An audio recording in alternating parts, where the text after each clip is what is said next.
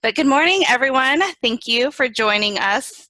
It's bright and early on this 8:30 a.m. here in Virginia. I don't know where everyone else is from.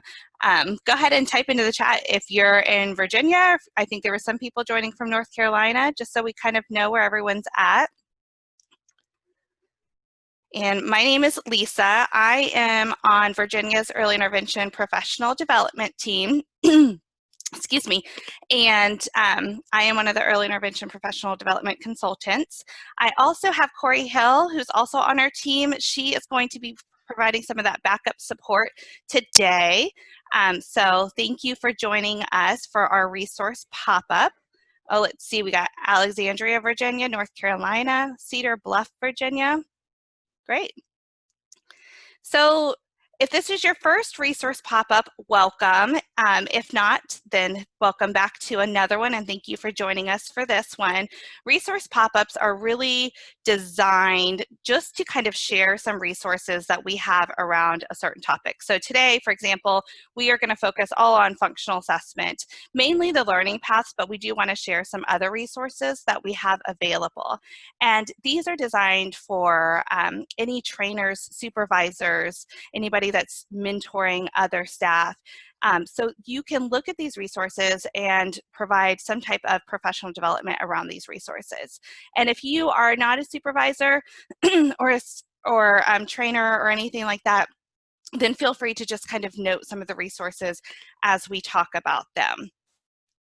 I want to give you just a quick Zoom tutorial. Just for anybody that's not familiar, the only thing that we're going to do today is use the chat box. Corey will be monitoring just to make sure everyone's muted and also that your video is turned off. So if you kind of hover at the bottom, you'll see your options pop up, and you can mute and unmute yourself. You can also start and stop your video. We're just going to ask that you keep yourselves muted and that your video remains off today. The only other buttons that you'll want to make sure you can click the participants box, and that will actually show you who is available, who's on the call. If you have any other colleagues, it's a great chance to say hello to them or to meet other colleagues, and then the chat box. And so we'll use the chat box. So go ahead and click that open so you have it there. As I am sharing resources, Corey will drop the links in the chat box so you can go ahead and click them and access those immediately. Okay, so I'm super excited about our topic today. Very passionate about functional assessment. I love functional assessment, and so all of the resources that we've kind of decided to focus on, the main one is our functional assessment learning path that was newly launched, I think within a couple months, 8 weeks it's been since we've launched it. And there are 5 different pathways that it covers. And so as we kind of talk about all these different resources and we talk about the learning path, what I really want you to do is think about how can you organize this information for your own staff development and really push it. You can think about this individually or as a group. I know right now, like, because of everything that's going on, a lot more people are doing more virtual supervision or virtual trainings. And so just think about how you can use this. What I do like about the virtual option is you can share your screen as you're talking about it. And so everyone's seeing the same thing that you're seeing. So that's a great way virtually to train staff. If you are not a supervisor and you're just a service provider or service coordinator, you can feel free to continue to listen to all of these different resources and bookmark them. And that's something that you can go ahead and do independently to use on your own. But first, I'm kind of curious because functional assessment is so different and it's kind of just continued to evolve from the beginning of early intervention and how we're completing assessments. But what are some of the biggest challenges that you or your staff are implementing functional assessment? Thank you, Corey. So Corey went ahead and typed that question in the chat, and I'm going to ask you to go ahead and type that in the chat. What are some of the challenges that you or your staff face implementing functional assessment?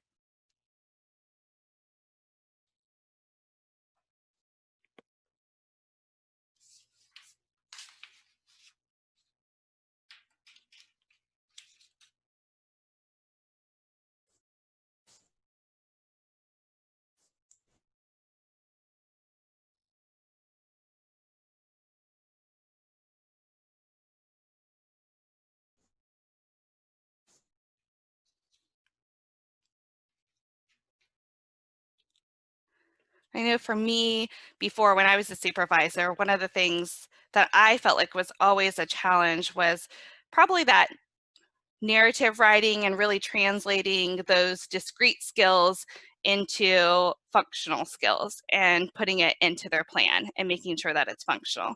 So that was always a huge challenge for me. Let's see, Kylie said currently our programs, they're doing everything via telehealth and technology. Good for you. Kudos to you on that for doing that. But bad connections, that's a barrier. Yes, absolutely. Parents are stretched thin with so many things going on at home and their lives. And I think we can all relate to that, right? And it can be difficult for them to answer the questions fully. Yes. So sometimes stress, parental stress is always a factor too. What's going on in their lives, how they're feeling, what's going on in the moment too, right? That can be very stressful, especially if they're trying to make sure that their child's in front of the camera so you can observe. Connection, moving screens, yes, having to ask a lot of social emotional type questions since we can't see it in person. Yes. Absolutely. I feel like the questions piece, once you kind of get that down, those open-ended questions, it's always a good plan to have that centered around those routines. And we're going to kind of talk about that and show a resource for that today too. Okay, so what I want to do is you all received let me show you. I'm going to pull it up. Okay, can you see this okay? So you all should have received in your email a staff development resources plan. We are going to go through all of these resources today, and it specifically really looks at the learning path, but at the bottom you'll see that there's different resources that are available. So we're going to talk about that today and go through it. And I'm going to share my screen. I'm going to pull it up just so you can kind of see how to navigate our website and where everything is located.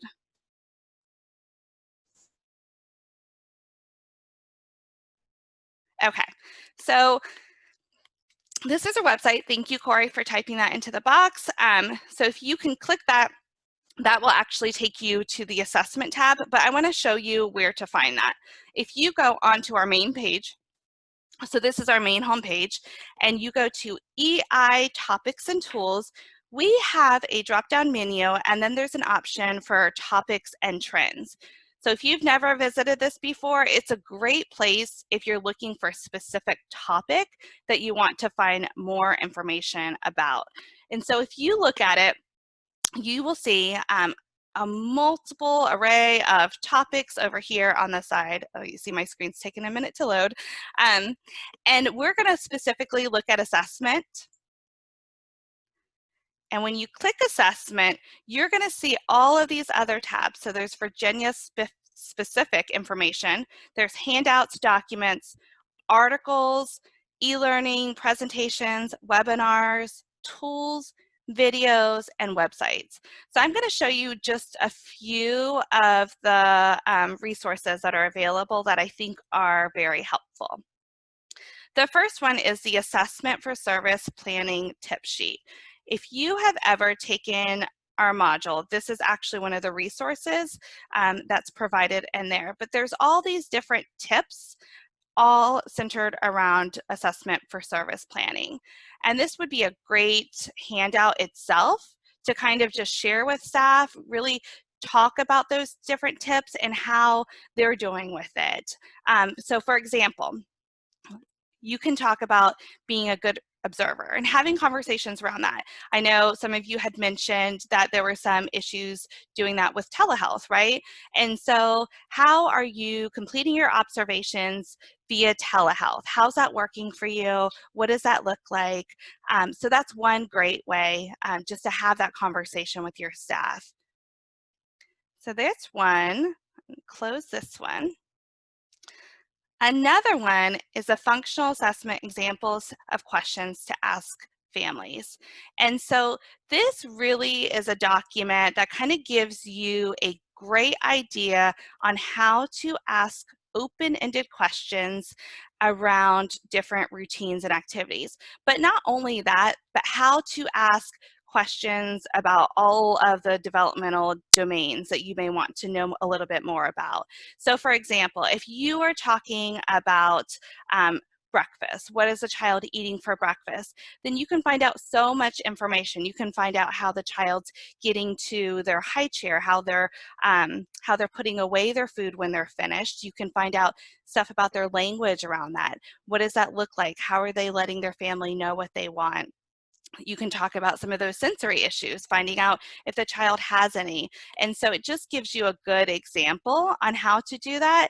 And so even if you were to use this kind of resource with your staff, you could ask them, like read one of those scenarios and ask them, what other questions might we ask about this routine?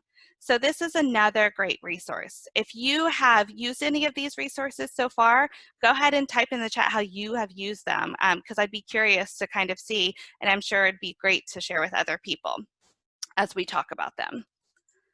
Okay, so the next resource that I know many people use is the Crosswalk, the Healthy Beginnings Supporting Development and Learning from Birth to 3. So this Crosswalk gives a bunch of developmental information broke out into the 3 different child outcomes. And so it looks at those positive social relationships. It's looking at how the child's using and acquiring knowledge and skills and taking those actions of appropriate action to meet needs. And so it's a really long handout, but it's a great handout and resource that we have on our website too that was developed. The next resource is something that I used to use a lot when I was completing assessments. And the reason for that, and it's going to pop up, and you'll see when it pops up, it's actually a Word document. And that was more intentional so that way you can go ahead and use it however fits you. So you can really individualize it to your needs. But you'll see up here, so the first page just has a whole bunch of different routines. So I would use this form when I was actually in my assessments with families as I'm gathering information, but it would also kind of cue me to make sure that I'm remembering things and I'm remembering about all these different routines to ask the family a little bit more about. And I would kind of just jot down my notes. One of the main things I would do is, as families kind of discuss concerns or their priorities, I would jot that down too to make sure we kind of return back to that. And so that is the first page. And then the next pages, these are around the 3 child outcomes. And so it's just kind of organized to help you remember what goes into each outcome area, what you might want to take notes on as you're working with families through functional assessment. And so that's one of the resources there. And then the last resource before we go into the functional assessment learning path that I want to show you are our learning bites. So again, if you go back to EI topics and tools and you go to learning bites, you will see that. And go ahead and type if you have used Learning Bites before with any of your staff or training. So just type a yes or no into the chat box. And Learning Bites, the reason that we developed them, Jennifer says yes. Hi, Jennifer. So great. So the reason that we developed these are actually professional learning plans already. They're bite-sized, and so all of the information that we've developed around these different topics are already outlined with everything you need. It tells you step-by-step directions on what you need to do. It gives you the resources. If there's any handouts, it provides that. Okay, yes, so great. It looks like a lot of people have, and some are planning on it, so that's wonderful. Okay, so the learning bites I want to just kind of highlight today are all around assessment. So I just kind of want to show you what's available. There is learning bites on utilizing the SEAM, on the decision tree, on documenting functional assessment, on enhancing quality functional assessments, on Lily's assessment. So it looks at Lily's video that we have on our YouTube page, and the 3 OSEP outcomes, using the SAFER and supporting families and making informed decisions. But I just want to pull one up quickly just so you can kind of get a good feel for what this looks like. And so as you'll see, it'll tell you on each page, it'll tell you the purpose of the activity, what resources you need, the specific steps, so it outlines everything for you, and then any additional resources. So for this specific example, what participants are doing is they are going to actually pull out one of their own IFSPs, and they're going to use a functional assessment checklist that's found right here. And they can actually kind of look through and see how they can improve and what strengths they already have in their IFSPs documenting it. So that is another great resource. Okay, so before we talk a little bit more about the learning paths, I am also curious, what kind of resources have you currently used for functional assessment to train your staff on functional assessment? So just type that into the chat box. If you've focused on functional assessment at all with training or training any kind of new service providers or new service coordinators, what kind of resources are you already using to train them?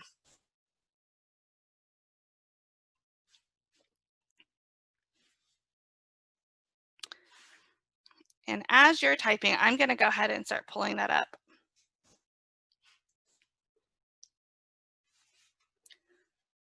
So I'm going to go back to my home page, and I am going to go to online learning, and I'm going to go to learning paths. ECTA, yeah, ECTA has a lot of great resource. Robin McWilliams, yes. We use observation of our current teams, yes. I think real life experience and absorbing that is so helpful. In the Miser, that's great. I love the Miser. You'll see that that template that I showed you before that I used in assessments, that was kind of centered around the Miser too. It included the different routines. Okay, so let's move to these learning paths. I'm super excited about these. It just has so much information, and it actually takes a lot of the resources that are already available, and it individualizes it to you and to what you need. So when you go to the learning path page, you will see that there are two different types of learning paths. Autism Pathways, that has already been developed and released a long time ago, so that's something that you might be able to access, and feel free to go through, but we're going to focus on functional assessment pathways. And so the way the pathways work, there's 5 different pathways, and we had designed this around the definition of functional assessment. And the idea is that each pathway, so let's say that you wanted to learn more about analyzing multiple sources of information.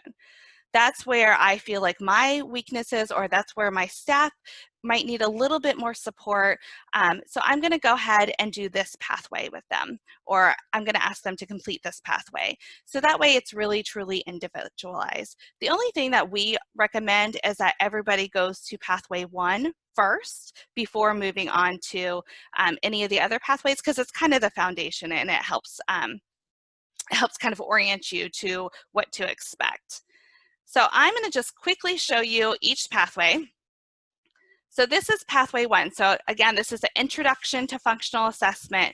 Many of your staff have already completed the authentic assessment and early intervention. So that's actually one of the activities. So if they already completed that, then they're already one step closer to completing this pathway. Another thing, and this is something that we have newly developed, is an interactive story, which is super exciting because they get to follow a service provider throughout their day. So throughout program planning, eligibility determination, and progress monitoring. So it's a great way to kind of guide it. So if you click on it, I'll see if it loads. So if you were to click on it, you'll see this pop up, and then there's all these different tabs. So here's Hazel. This is our service provider that you would be following, and you can click the home button. But this is also, again, something that you can do great virtually with your staff to kind of go through and have those discussions. It gives you different scenarios about a child, and so you can really open up conversation around that child, what your staff would do, how they would support this family. So we really are excited about Hazel and her interactive story. Yes. Corey said, we love Hazel, we do. Okay, and then at the end, they can complete the quiz. If you go back to the staff development resources and plan that I sent you, you will see that there are, I kind of break this down where you might just want to watch this video with your staff and then have a conversation, and you could send them to go complete something else on their own or independently, and then you can come back for a conversation, discuss it, and then they can complete the quiz on their own, and then they earn that certificate for that. Okay, let's go to pathway 2. So pathway 2 is a continuous and collaborative process. So again, you'll see that this is all around the definition of functional assessment. We've just combined some of the components together that logistically made more sense. And so for this pathway, it's going to take about 2 hours to complete. And there are 5 different activities to complete.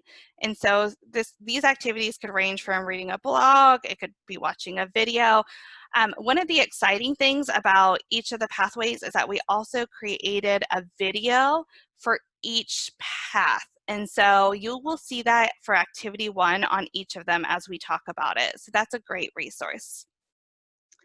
Okay, so let's go to the next pathway, functional assessment during naturally occurring learning opportunities in multiple situations and settings.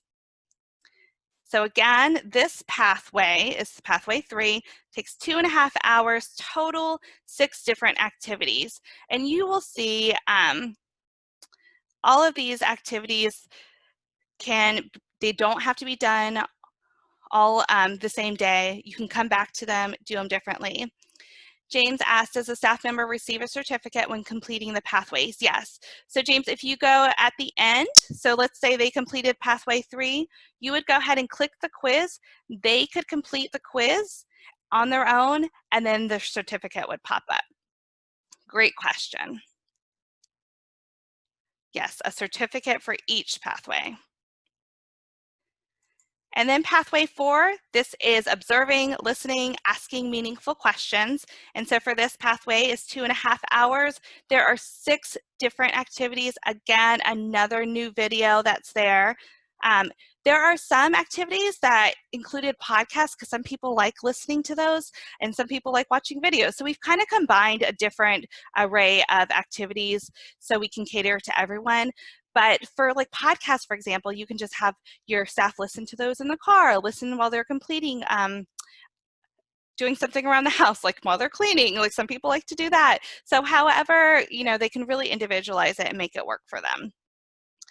And then finally, the last pathway is analyzing multiple sources of information. And so this is how we're taking all of that information and we're putting it together. So for this pathway, it's 3.5 hours and there are 5 different activities and again, another new video. So I would encourage you to really look at the staff development resources and plan and kind of see how you could kind of make that work for your staff. I kind of give you some recommendations and suggestions on how you can do that, but you can do this anyway. So let's talk about just some helpful tips. The first one is to watch videos during staff meetings, and this can again be virtual. So look at each path. There might be a video there that you can just watch together, and I would always say just have conversations around it. Like, what did your staff see? What are the challenges that they're facing when you think about this? Another thing is to listen to podcasts in the car. So again, you're still breaking up those activities to make it feasible and manageable for your staff too, so they can complete that and get their certification hours too. And then the final one is reading articles in between sessions. So sometimes there's articles, so they can just go ahead and read those in between sessions if they have a minute, especially if they're telehealth or if they're in the car driving and they're just kind of waiting. That's another opportunity where they can do that and complete some of that. So after seeing all of this today for yourself, how are you kind of envisioning using the learning paths with your staff? How do you see yourself doing that? And I'm going to go ahead and let you type in the chat, and while you do that, I'm just going to move on to the next slide.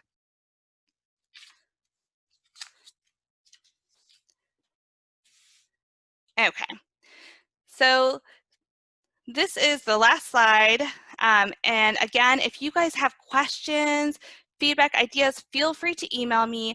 Corey's going to go ahead and drop the feedback survey in the chat box. If you can just click that, take a minute of your time to give us some feedback for today. But I would love to hear more feedback on the tools and the resources that we talked about today. So if you have any ideas, send them to us. We can also create learning bites around it too. So if you have ideas for that, sometimes that's what we'll use them for. Great. So Kylie said she'll share this information with her supervisor, see if they can use it for continued professional development and with new employees. Yes, absolutely. Great resources. Thank you, Kylie. We have a new evaluator, and I think the learning paths would be great for her to go through. Yes, yes. Yeah, sometimes you just individualize it to who can use a little bit more support in that area, or if there's somebody new, it's a great idea for them to get a little bit more familiar with it. Plan to bring one activity a month to each vendor meeting to discuss and learn together. Oh, that's a great idea. We'll use the learning path during staff meeting with additional activities to complete between meetings. Oh yeah, so you're kind of spreading it out throughout time. I'm going to make my educator supervisor aware of this and let her review and decide how to move forward. That's a fantastic idea, Jennifer. Jennifer and I used to work together, so I'm very familiar with her program. That's great. Well, feel free to email me. Again, click the link in the survey box. I think Corey dropped it. I'm going to re-drop it one more time. I just dropped it a second time, Okay, Lisa. perfect. There you go. Mm-hmm. Oh, James, I see your question. How do I find out if you'll be doing these pop-ups again? So our resource pop-ups are completely random. What I would say is go ahead and follow our social media pages. Corey will drop all of those links in there, but all of our social media, we are posting information on what's coming up next. And so give us a follow on that so you can stay informed. But also where you can go to look at archived resource pop-ups, you can look again under EI topics and tools resource pop-up webinars, and those are archived here, so it provides you any information on past resource pop-ups. Oh, and Corey said if you'd like to be on our distribution list, send an email and we'll make sure to add you. Perfect. You guys are so welcome. I hope you enjoy the rest of your day. Jennifer said, thank you. Very helpful for my educator supervisor. I'm so glad, Jennifer. Thank you. Everybody, I did not get all of the social media the first time I grabbed that, so I just added those if you're interested in following us. They're all in there. Sorry, Lisa, I missed it. No worries. Yeah, we have Facebook, Instagram, Twitter, YouTube. Follow, follow, follow, and you'll get that information. We post events on our Facebook page primarily. Thank you so much, everyone.